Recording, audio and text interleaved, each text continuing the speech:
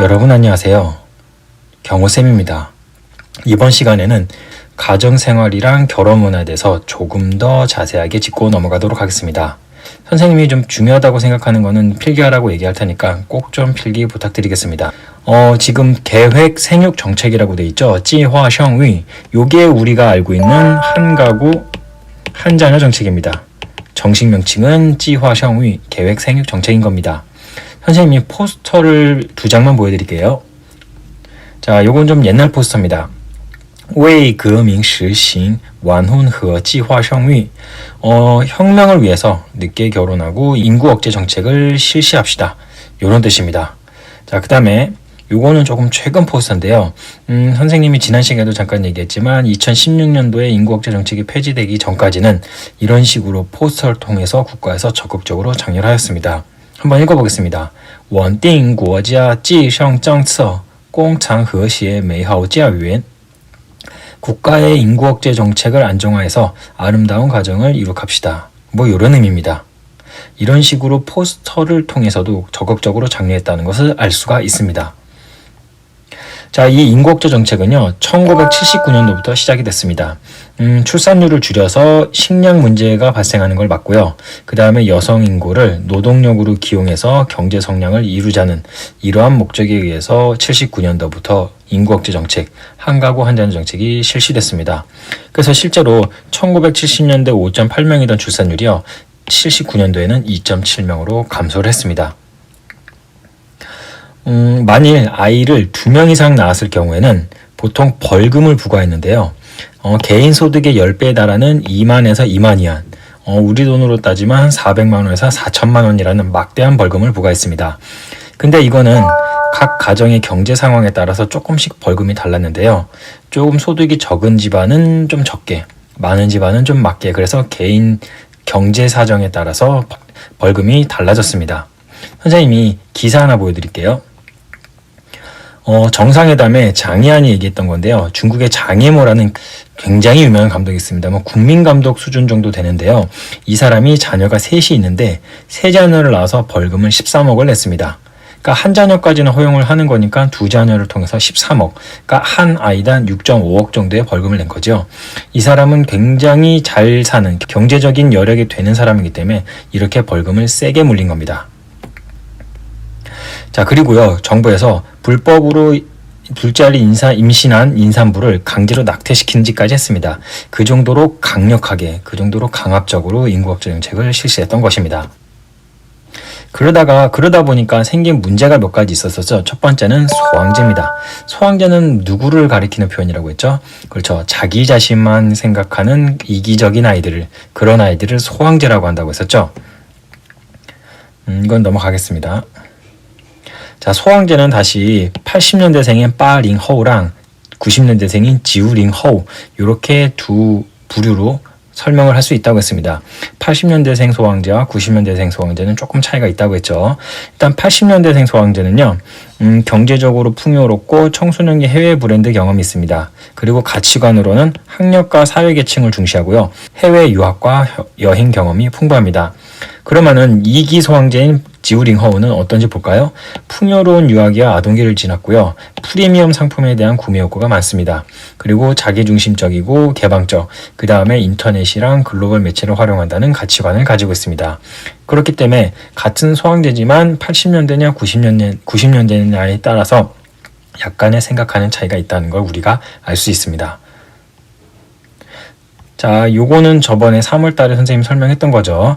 소황제의 가장 큰 문제는 다른 사람에 대한 배려가 부족하고 독선적이라는 게 가장 큰 문제죠. 엄마한테 뭘 사달라고 했는데 엄마가 안 사주자 엄마의 멱살을 잡은 굉장히 유명한 사건이 있었습니다. 이거는 선생님이 3월 달에 설명했던 거니까 간단하게 짚고 넘어가겠습니다.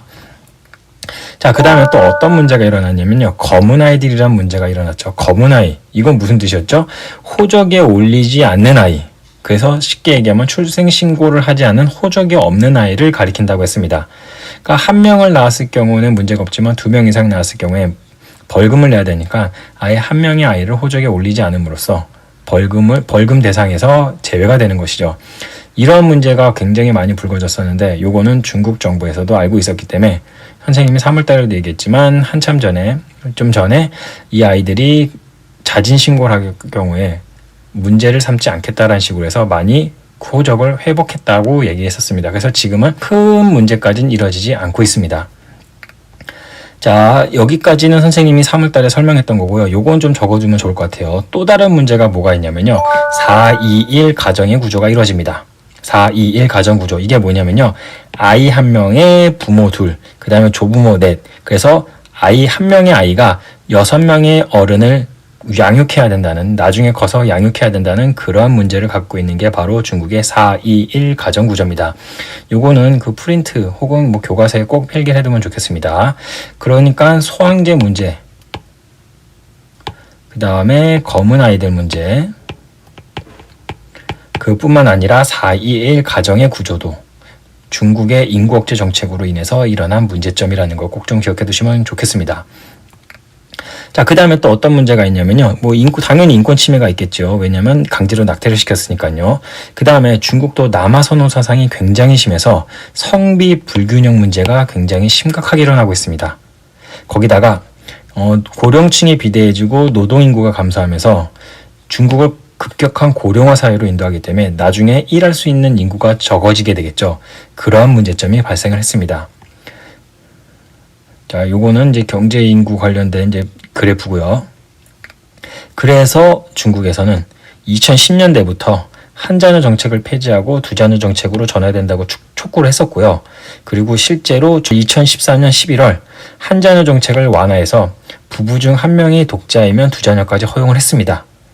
요거 같은 경우는 1979년도에 한 가구 한 자녀 정책이 실시됐기 때문에 2013년도 당시에 임신 가능한 부부 중에 한 명이 독자가 아닌 경우는 거의 없었다고 보기 때문에 실제로는 폐지되었다고 보면 되겠습니다. 그거를 2016년도에 아예 완전히 폐기를 시켰습니다. 그래서 지금은 한 가구당 한 자녀 이상을 낳아도 문제가 되지 않습니다. 자, 그럼 이번에는 중국의 결혼문에 대해서 좀 살펴보겠습니다. 중국은 우리와 달리 결혼식을 올리기 전에 혼인신고를 먼저 해야 됩니다. 혼인신고를 하면은 결혼증명서를 주는데 요게 없으면 식을 올릴 수가 없기 때문입니다. 그래서 중국은 혼인신고 후에 결혼식을 올리는 조금은 우리와는 다른 형태로 이루어지고 있습니다. 자, 사진 하나 보여드릴게요. 바로 요게 혼인증명서입니다. 요 혼인증명서는 혼인신고를 해야지 받을 수 있고요. 요거를 가지고 있어야만 결혼식을 올릴 수가 있습니다. 자, 그 다음에 중국의 결혼 법정 연령, 남자는 22살, 여자는 20살입니다. 요거는 좀 써두면 좋을 것 같습니다. 남자는 22, 여자는 20살이 돼야지 부모의 동의 없이 결혼이 가능합니다. 우리는 만으로 19세죠. 남자, 여자 둘 다 만 19세만 넘으면 부모님의 동의 없이 결혼할 수 있지만 중국에서는 남자는 만으로 22, 여자는 만으로 20살이 돼야지 부모님의 동의 없이 결혼이 가능합니다. 요것도 꼭 좀 적어두시면 좋을 것 같습니다. 자, 그 다음에 중국인들은 우리처럼 전문 웨딩홀이나 호텔에서 결혼식을 하지 않고요. 식당에서 주로 한다고 했습니다. 그 다음에 주례와 주례사 없이 사회자의 진행으로만 진행되는 편입니다. 바로 이러한 식당에서 피로연회 형식으로, 지난 시간에도 얘기했지만 피로연회 형식으로 결혼식이 진행된다는 게 조금은 우리와는 다른 결혼 문화입니다. 자, 그 다음에 중국 결혼식 날 아침에는요, 신랑이 신부 집으로 가서 신부를 식장으로 데리고 갑니다. 보통 우리는 신랑 신부가 알아서 식장으로 가가지고 거기서 준비를 하는데 중국은 신랑이 신부 집으로 가서 신부를 데리고 갑니다. 근데 갈 때 보통 혼자 가는 게 아니라요, 보통 차량 8대를 대동합니다. 8대인 이유는 다들 알겠죠? 숫자 8, 빠, 좋은, 복을 가져다주고 행운을 가져다주는 숫자이기 때문에 8대를 가지고 가고요.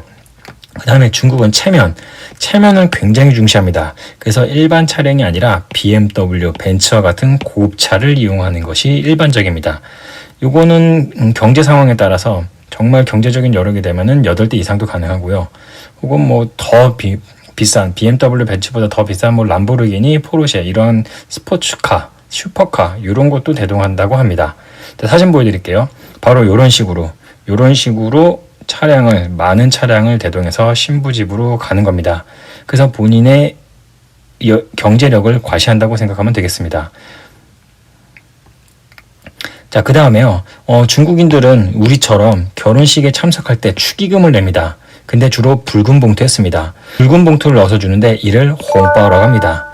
왜 붉은 봉투냐면요. 중국 사람들이 제일 좋아하는 색이 붉은색입니다. 역시 붉은색도 행운 혹은 뭐 복을 가져다 준다고 생각하기 때문에 좋은 일에는 전부 다 붉은색을 씁니다. 그럼 우리처럼 흰색 봉투는 언제 쓰냐? 흰색 봉투는 바로 조의금, 장례식장에서 씁니다. 그 이유는 흰색이 죽음을 상징하고 있기 때문입니다. 그래서 안 좋은 일에는 흰색 봉투, 좋은 일에는 붉은색 봉투를 씁니다. 이 부분도 좀 필기를 해두면 좋을 것 같습니다. 그래서 우리처럼 결혼식에 참석할 때 축의금을 주는데 그거를 홍바오라고 한다는 거. 그리고 붉은색은 행운 복, 흰색은 죽음을 상징하기 때문에 흰색 봉투는 장례식장, 조의금 봉투로만 쓴다는 거. 요거는 좀 거기다 좀 적어두면 좋을 것 같습니다.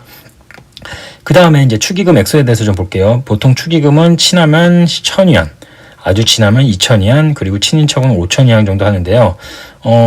거기 보면 10,000위안은 우리 또 한 18만 원 정도 되고요. 2,000위안은 36만 원 정도 되겠죠. 그 다음에 5,000위안은 거의 한 90에서 100 정도 된다고 보면 되겠습니다.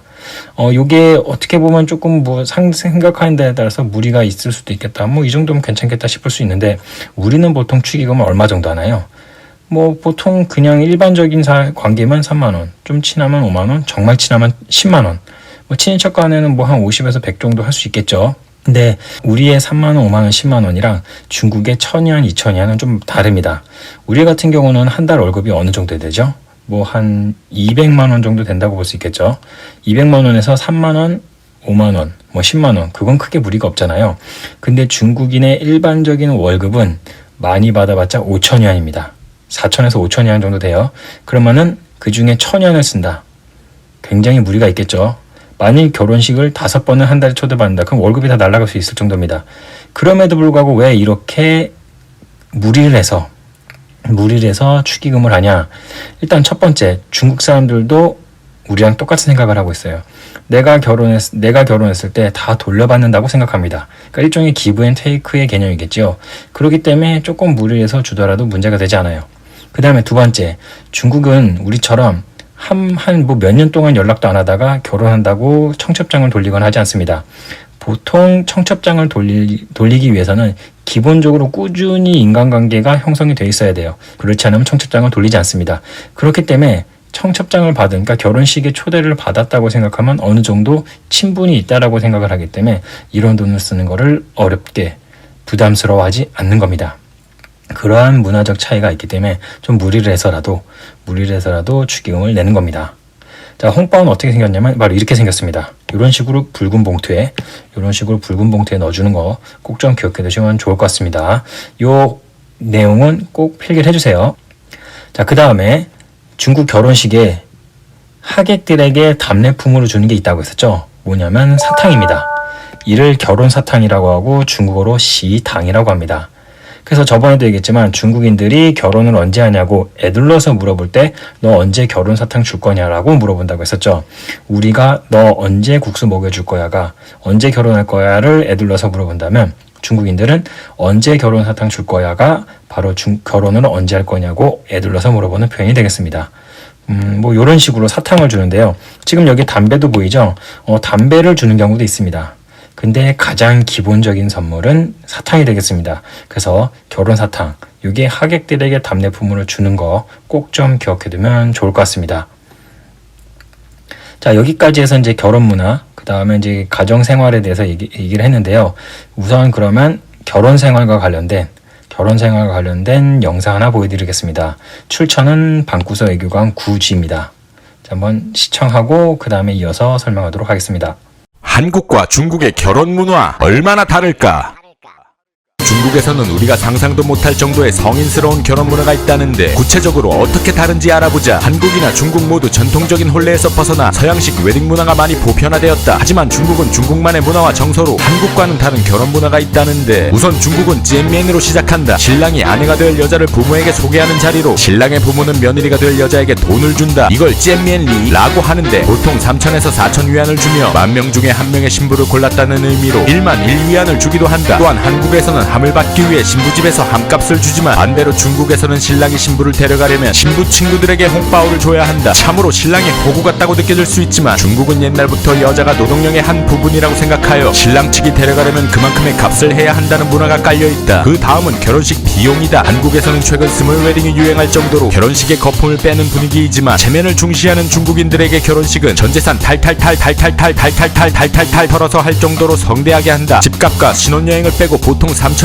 5천만원 정도 결혼식 비용을 쓰는데 중국의 소득 수준을 많이 봐줘서 우리나라의 반 정도라고 해도 적지 않은 비용이다. 특히 한국처럼 점심 먹고 땡 하고 끝나지 않는다. 아침부터 점심 저녁 피로연까지 신랑 신부 가족 친구들 모두 하루 종일 함께 하거나 며칠에 걸쳐서 결혼식 파티를 하기도 한다. 또한 과시와 허세의 아이콘인 슈퍼카를 빌려 웨딩카로 쓰기도 하는데 하루 렌트만 몇백만원인 람보르기니, 페라리, 롤스로이스 등의 꽃을 달고 달리는 모습을 중국에서는 종종 볼 수 있다. 이렇게 많이 돈을 쓰는 만큼 많이 받기도 한다. 한국은 보통 안 친하면 5만원, 친하면 10만원, 베푸면 그 이상, 인정상하고 싶으면 3만원을 내지만 중국은 최소가 800위안, 하나로 약 15만원 정도 낸다. 더 친하거나 베푸면 50만원에서 100만원 이상을 내기도 한다. 그만큼 친분이 두터운 사람만 결혼식에 초대하는데 어찌 보면 평소에 연락 안 하다가 결혼할 때만 연락하는 한국 문화보다는 좀 더 합리적일 수 있다. 중국은 저녁 늦게까지 피로연을 하거나 신혼집에서 친구들과 광란의 술 파티를 하는 경우도 있는데 종종 우리가 상상하기 힘들 정도의 개방적인 중국의 모습을 보여주기도 한다. 이외에도 주례 없이 결혼식을 하며 사탕과 담배를 손님들에게 선물로 주고 결혼식이 끝나면 신랑 신부에게 각각 여권처럼 생긴 결혼 증서를 나눠주는 등 비슷한 듯 하지만 너무나도 다른 한국과 중국의 결혼식. 하지만 집값의 부담은 남자가 더 크다는 공통점.